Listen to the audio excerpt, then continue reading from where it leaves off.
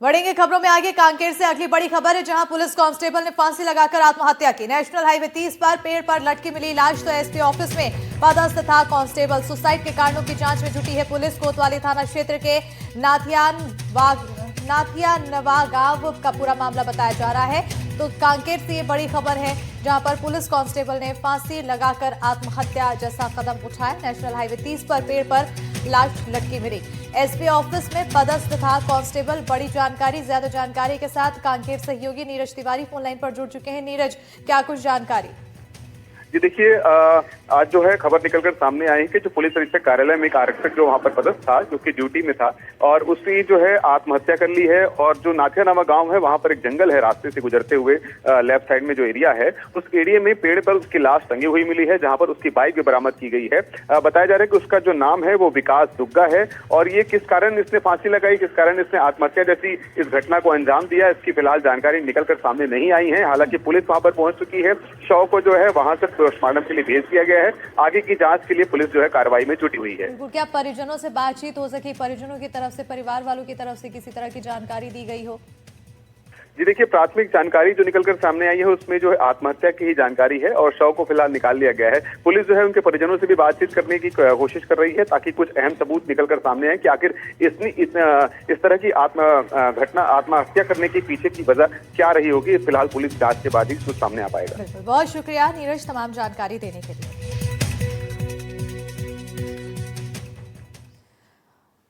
और अब खबरों में आगे बढ़ेंगे। रायपुर से अगली खबर है, कैबिनेट बैठक में कई अहम फैसले लिए गए हैं। डिप्टी सीएम अरुण साव ने दी जानकारी। एंटी नारकोटिक्स टास्क फोर्स का गठन होगा। जिला स्तरीय टास्क फोर्स का होगा गठन। 10 जिलों में बनेगी task force. Special operation group के लिए 44 नए पदों की स्वीकृति। उड़ान प्रशिक्षण संगठन यानी कि एफटीओ की स्थापना होगी।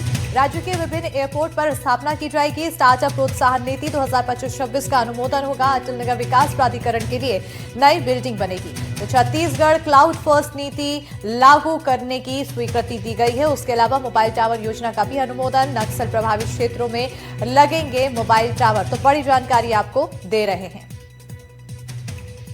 ऑर्गेनाइजेशन की बैठक मुख्यमंत्री माननीय विष्णुदेव साय जी की अध्यक्षता में आयोजित की गई। बैठक में अनेक महत्वपूर्ण निर्णय आज लिए गए हैं, जिनमें से मादक पदार्थों के रोकथाम की दिशा में एक बहुत बड़ा निर्णय लेते हुए प्रदेश के 10 जिलों में जिला स्तरीय एंटी नारकोटिक्स टास्क फोर्स के गठन हेतु वित्तीय वर्ष 2025-26 के मुख्य बजट में प्रावधानित 100 नवीन पदों की स्वीकृति प्रदान की गई।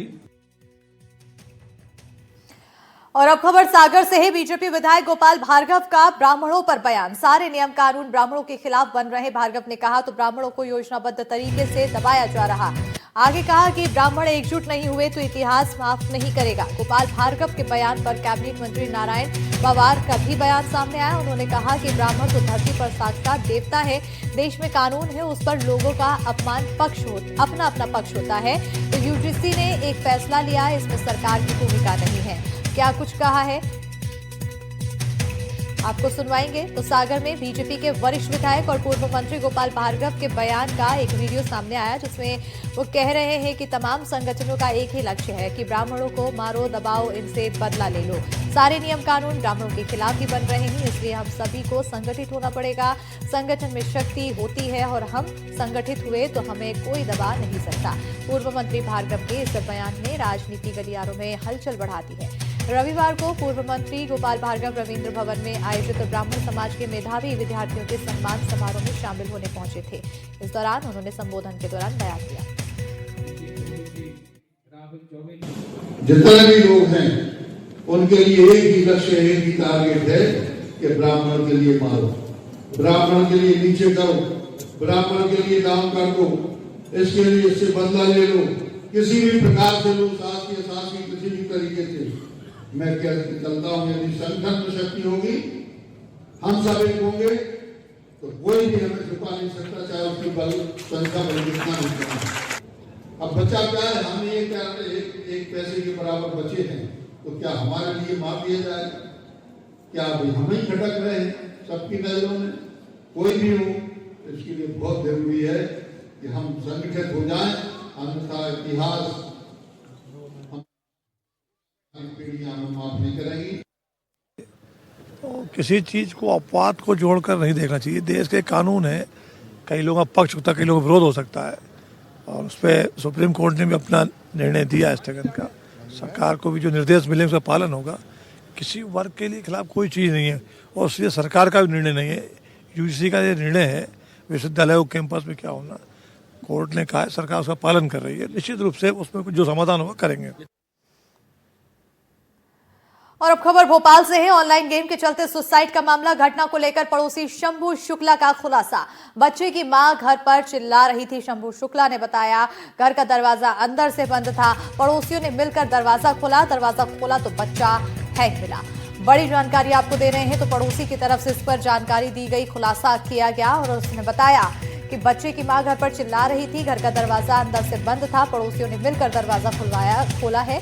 उसके बाद जब दरवाजा खोला तो बच्चा फांसी के फंदे पर लटका मिला।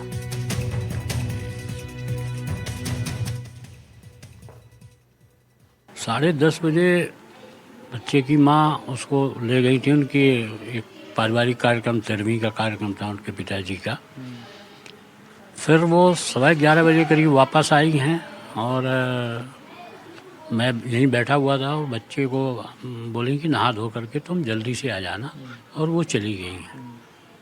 बच्चा लेट हुआ होगा, जैसे भी संभावना हुई, वो करीब 1:45 बजे फिर आई। बच्चा यानी मैं उसमें पर नहा धो के पूजा कर रहा था, तो वो आकर के गेट पे अपने काफ़ी चिल्ला रही थी। घर बंद था उनका अंदर से, तो मैं हड़बड़ा करके पूजा छोड़ करके आया। मेरे पड़ोस में भी एक रहते हैं, वो भी आ गए, और उस कोशिश की दरवाज़ा खोलने की, अंदर से हाथ डाल करके दरवाज़ा खोला गया, और देखा तो अंदर बच्चा हैंग था।